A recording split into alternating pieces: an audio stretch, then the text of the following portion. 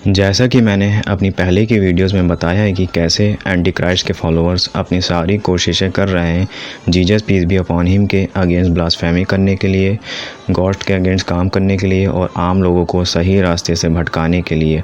और उस main video में मैंने कुछ इनके हिडन सिंबल्स एंड नंबर्स बताए हैं और कैसे ये बड़े आराम से आम लोगों के माइंड की प्रोग्रामिंग करके उन्हें रियल गॉड के अगेंस्ट कर रहे हैं और आप अपने फाल्स मसाया को प्रमोट कर रहे हैं।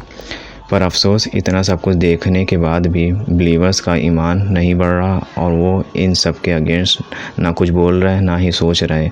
और इसी तरह आज की इस वीडियो में मैं द एक्सॉर्सिज्म ऑफ गॉड के कुछ हिडन सिंबल्स और कैसे इन्होंने Jesus peace be upon him की ब्लास्फेमी की और किसी ने कोई आवाज़ भी नहीं उठाई, सब अपने काम में मशरूफ़ है। जैसे कि अगर आप इस मूवी को पोस्टर देखें तो इसमें भी इन्होंने लाइट के थ्रू जो क्रॉस होता है वो क्रिएट किया है और वो भी उल्टा, क्योंकि यही इनका एजेंडा होता है कि सही को गलत और गलत को सही दिखाना और सीधे को उल्टा, उल्टे को सीधा करना।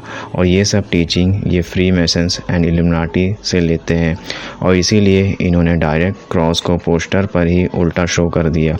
अब इसके बाद अगर इस मूवी की स्टोरी पर बात करें तो इसमें भी ज़्यादातर मूवी की तरह चर्च, फादर, इविल स्पिरिट के बीच ही स्टोरी रिवॉल्व करी है।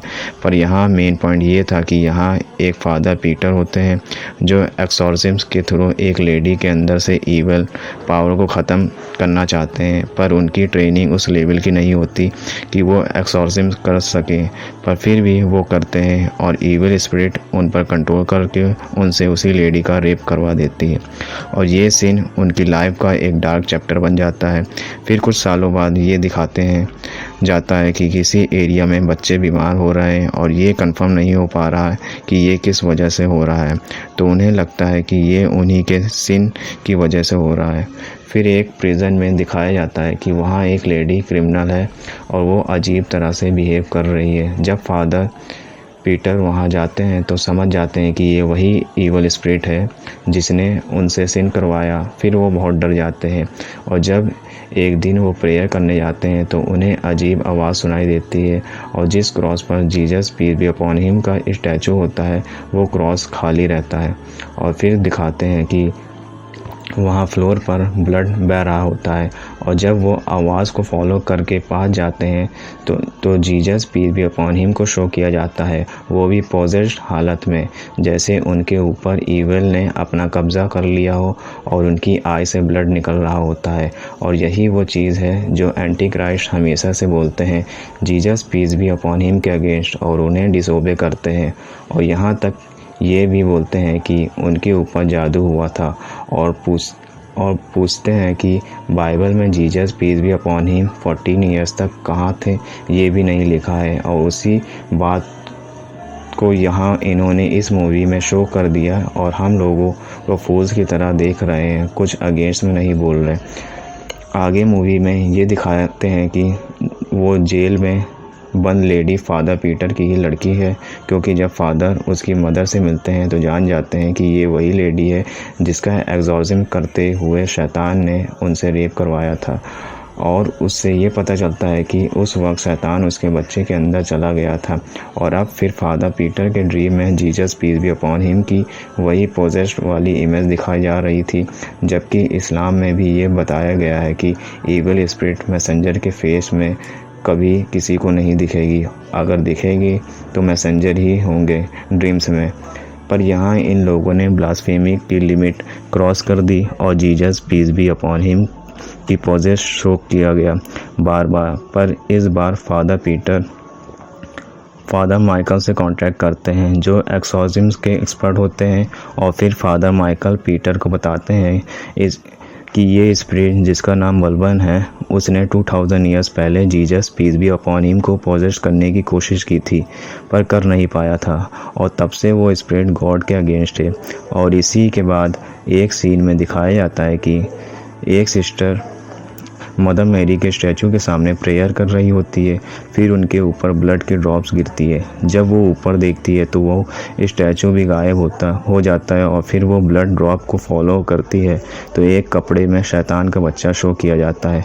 और फिर इसके बाद मदर मैरी को भी ईविल और पोजेस तरह शो किया जाता है और दिखाया जाता है कि वो ईविल स्पिरिट इनको भी कंट्रोल कर रही है। जबकि बाइबल एंड कुरान में मदर मैरी या मरियम को गॉड की प्रोटेक्शन में रखा गया था, पर उस वक्त भी मदर मैरी को सबने ब्लास्फेमी की थी और आज इस मूवी के थ्रू भी यही किया गया।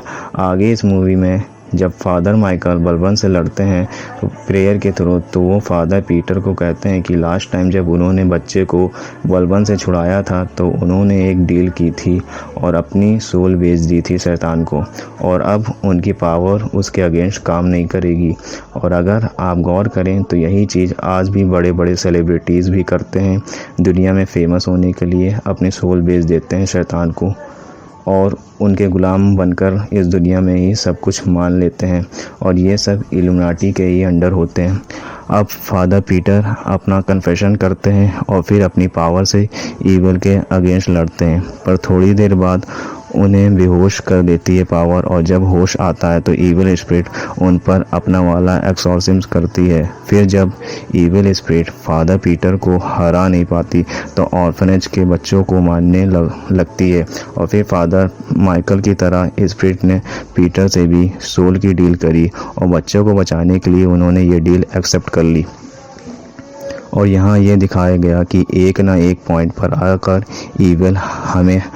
ईविल हमें हरा देगी, और यही माइंड प्रोग्रामिंग भी करी जा रही है कि ईविल पावर से डराया जा रहा है। जबकि बाइबल एंड कुरान दोनों में मेंशन है अगर तुम लोग सच्चे हो तो सिर्फ अल्लाह से डरो। और फिर लास्ट में ये भी दिखाया जाता है कि पीटर की तरह बिशॉप भी बलबन का फॉलोवर है और उसने पीटर का कन्फेशन डिलीट कर दिया था। और अगर आप आज के वक्त में उस पोप पर रिसर्च करें तो आपको पता चल जाएगा कि पोप लोग भी ऐसी खुलेआम ब्लास्फेमी के अगेंस्ट क्यों नहीं बोलते। तो आप समझ जाएंगे कि सब शैतान के फॉलोवर हैं और पैसों के लिए अपनी सोल बेच रखी है। और फिर पीटर को ब्लैक ड्रेस में उसी स्टाइल में शो किया जाता है जो लोग एंटी क्राइस्ट का वेट कर रहे हैं। अगर आप लोग नॉलेज रखते हैं तो आप समझ गए होंगे वो लोग कौन हैं। तो अगर आप लोग अभी भी नहीं जागेंगे तो गॉड से हेवन में जाने के लिए भी नहीं मांग सकते और हेल के लिए तैयार हैं।